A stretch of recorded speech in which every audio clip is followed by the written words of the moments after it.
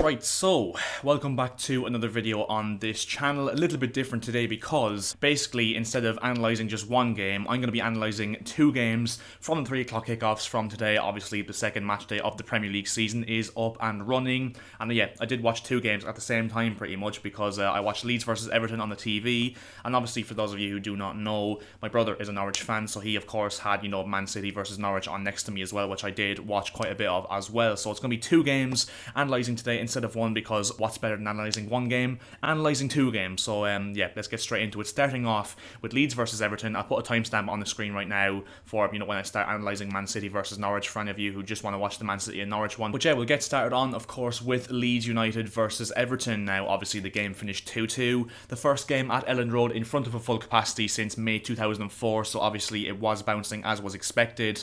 And yeah, a pretty good game for the fans to watch as well, to be honest, because a 4-goal thriller. Could have even been more, and I think both sides had really good chances between them as well. It was a really even game. It was very much end to end, as is usually expected with Leeds United, and yeah, to be fair, I thought a draw was probably the fairest result you could have given, to be honest, because as I said, I think both sides were really good, both pressed each other really well, both created a lot of chances, and yeah, in the end I couldn't really split the two sides in terms of who actually played better. Obviously Everton taking the lead through that Dominic Calvert-Lewin penalty on 30 minutes, and in my opinion, I think it was one of those 50-50 decisions. I think it was slightly a little bit not more a penalty than it was a penalty, if that makes sense, because yeah, I just think that even though Calvert-Lewin was getting dragged out of by Liam Cooper, I still think Calvert-Lewin could have made a little bit more effort to actually go for the ball rather than just falling over any given contact. But yeah, no complaints really. I'm not gonna say it wasn't a penalty by any stretch of imagination, because I have seen them given, but yeah, a really good penalty from Calvert-Lewin into the bottom corner. Absolutely no chance for Melia whatsoever in the Leeds United goal. And then just before half time, Matthijs Klich with the goal. A really good team move from Leeds United. Ball played through from Bamford, and a really nice finish from Klich, I have to say. And yeah, 1-1, and Leeds probably deserved their equaliser. And then of course early on in the second half, Demarai Gray putting Everton 2-1 up. A really good goal from him, and to be fair, I think he actually probably deserved his goal, because I actually thought Demarai Gray was really good. £1.7 million they got him from in the summer from Bayer Leverkusen. Obviously Everton have restrictions with FFP in terms of their spending, so Demarai Gray I think is a really good signing for the fee they got him for. He looked electric today, he looked quick, he looked creative, and yeah, he just looked like an absolute menace for Luke Ayling down that Leeds right hand side. So a good performance from Demarai Gray, and a decent finish from him once again. And then of course with the equaliser from Rafinha, definitely the goal of the game in my opinion, which is saying something, because most of the goals in this game were pretty good finishes, I have to say. And Rafinha's goal, what a rocket, right into the corner past Jordan Pickford, no chance for him whatsoever. And yeah, ended 2-2. As I said, not more you can really say other than the fact that Leeds and Everton both played really well, as I said. And yeah, I couldn't split them, and it was actually a really good game from a neutral's perspective. Of course we had 4 goals, and of course it was very much end to end as well, so a very good point for both teams in my personal opinion anyway.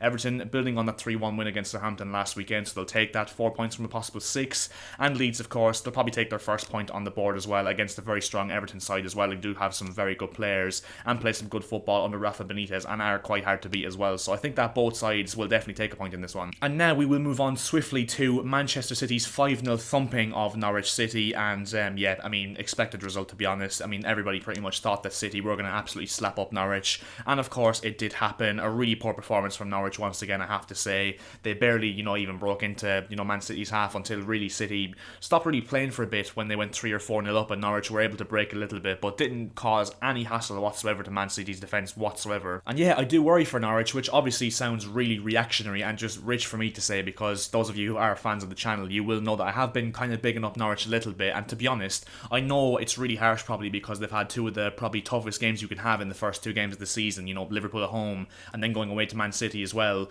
They've conceded 8 goals in the first 2 games, scored none, and yeah, I just think Norwich defensively, they just don't look good enough. They look all over the place. I mean, there were some goals today that were just absolutely tragic defending in terms of the space they allowed for those City attackers, which you really can't afford to do against attackers like Mahrez and Sterling and Grealish and Jesus, who got 2 assists. And yeah, I think Norwich definitely need to go gung-ho for a centre-back now, someone like Tosin Adarabioyo or even Cameron Carter-Vickers from Spurs. I think they really need a Premier League experienced centre-back, and if they don't get that, they're definitely going down in my personal opinion. And it's worrying times for Norwich, because I hate to say it, because Norwich are my second team, of course, but yeah, it really doesn't look good, because at this moment in time, if they perform like how they did against Man City today, and even for spells against Liverpool last weekend, I really wouldn't have confidence in Norwich picking up points against any team in the league this season, to be honest. And next weekend is a massive game for them, Leicester at home. Carrow Road needs to be bouncing, but they need to give the fans something to bounce for, to be honest. So yeah, next weekend I think will tell a lot about Norwich this season and whether they will stay up. But in terms of City, of course, I mean, obviously they were absolutely dominant. I'm pretty sure they had probably 70 if not 80% possession. They completely nulled any threat that Norwich even had going forward,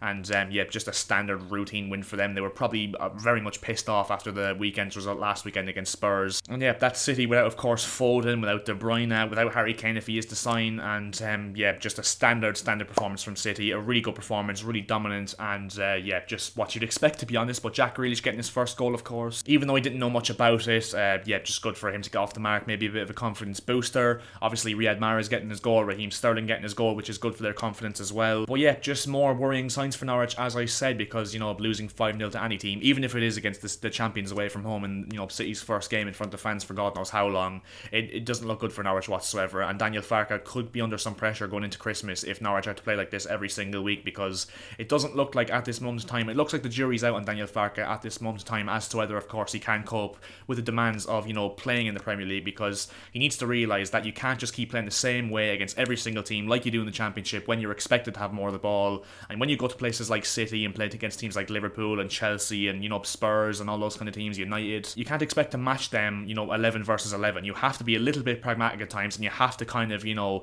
work out a game plan for these kind of teams. And I think that Daniel Farke could really struggle with that this season, and that was one of the main reasons why Norwich did so poorly in the Premier League the last time they were up. So yeah, jury's out on Norwich for sure. But that, of course, is where we will leave this video. If you did enjoy this video, as per usual, if you could drop a like rating on this video, that would be massively appreciated by myself. And also, if you could subscribe to the channel as well, that would also be hugely appreciated by myself as well. We're looking to hit 1.8k subscribers now, because we did hit 1.7k yesterday, so thanks very much, guys, for that. And yeah, I'll see you guys in my next video. So yeah, see ya.